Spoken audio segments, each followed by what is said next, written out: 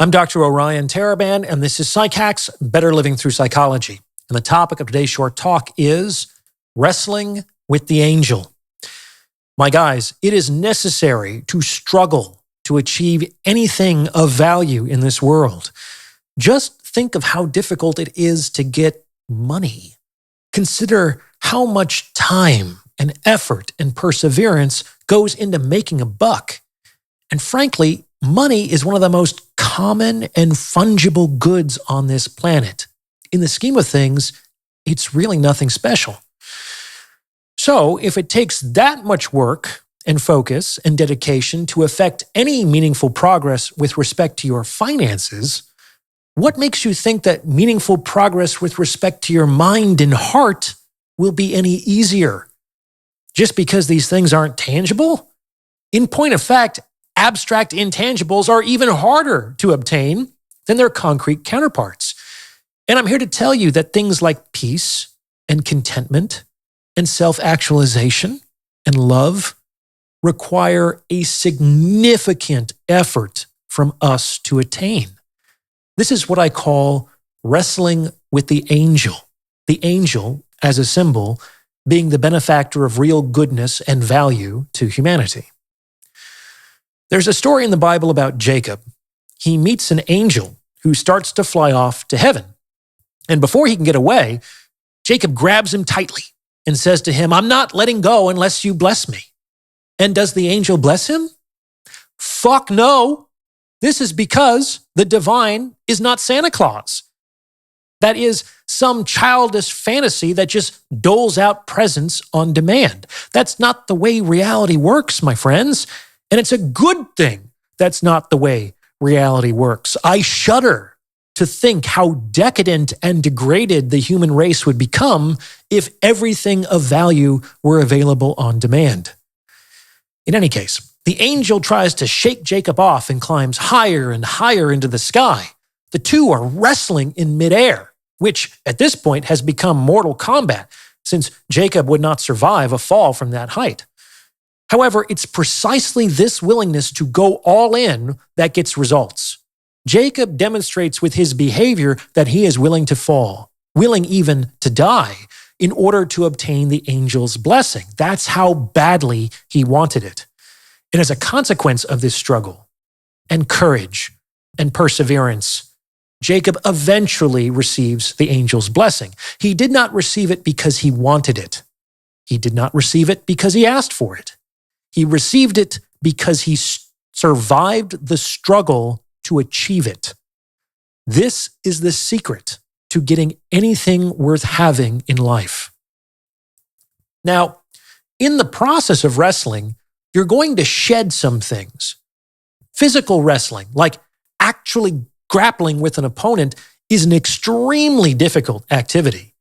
And because it's difficult, the more you do it, the more you're going to discard anything that isn't instrumentally related to success in this domain. For example, the more you wrestle, the more you will lose flab and weakness and lassitude. And what a miraculous symmetry, the more flab and weakness and lassitude you lose, the more muscle and strength and stamina you will gain. So in the process of wrestling, you lose precisely those things that are antithetical to success in wrestling. Pretty cool, huh?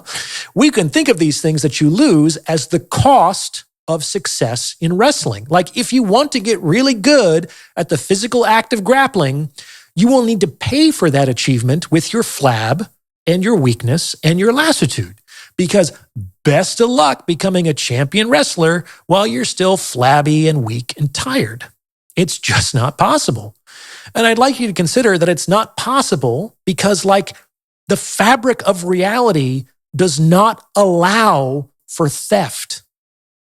It's not that you're not supposed to steal. You literally can't do it.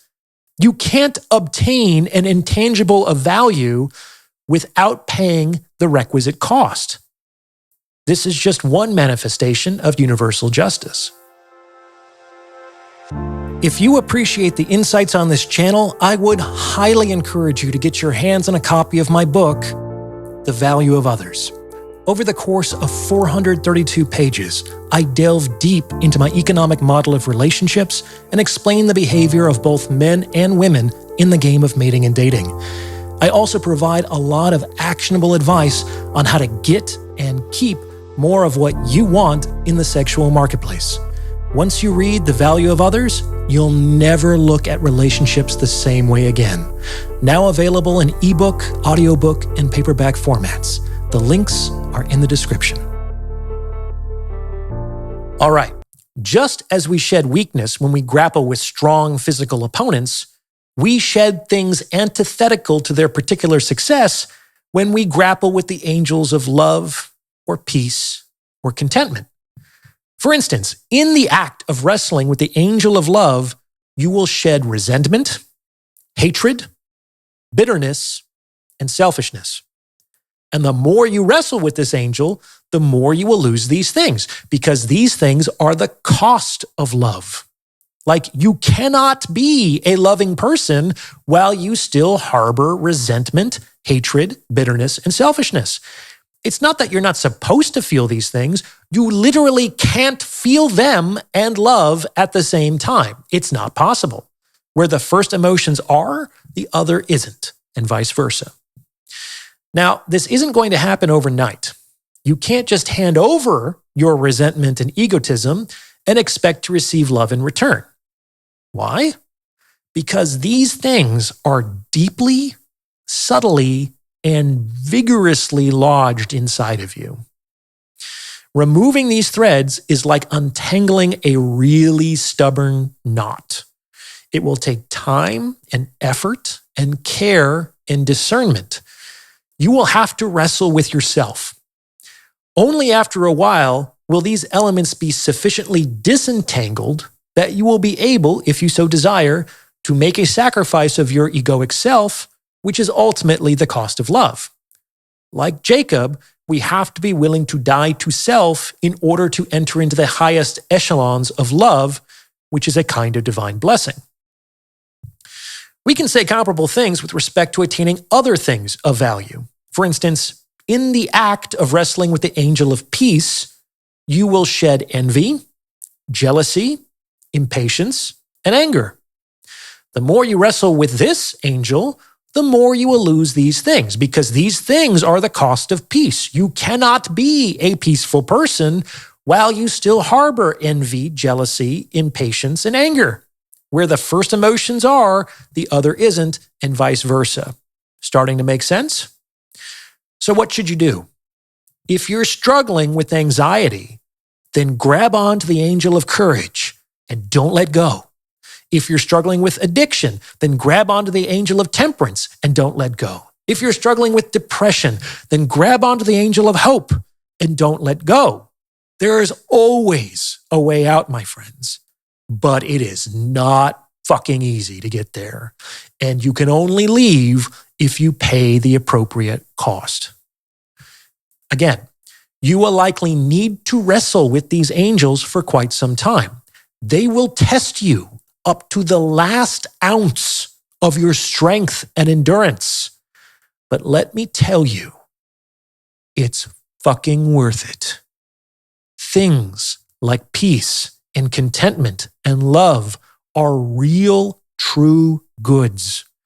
They are so much more valuable than money. Like, all the money in the world cannot buy peace of mind. All the money in the world cannot buy you a contented heart. And think of how much work and effort would be necessary to make all the money in the world. Do you understand? If hell exists, it's life without those things. And the way out is to drop the unnecessary weight that keeps us from ascending to the Empyrean.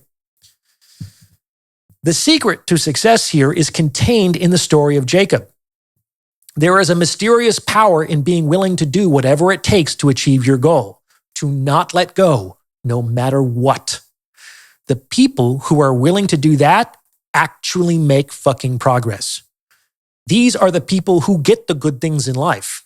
Because if you just do it until it becomes uncomfortable or difficult or inconvenient, then, my friend, it probably would have been better if you never made the attempt in the first place.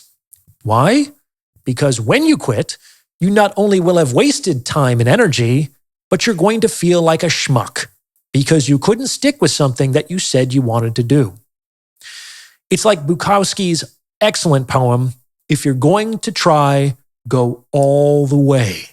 Otherwise, don't even start." I'll put a link to the author reading the whole poem in the description below because it is so good.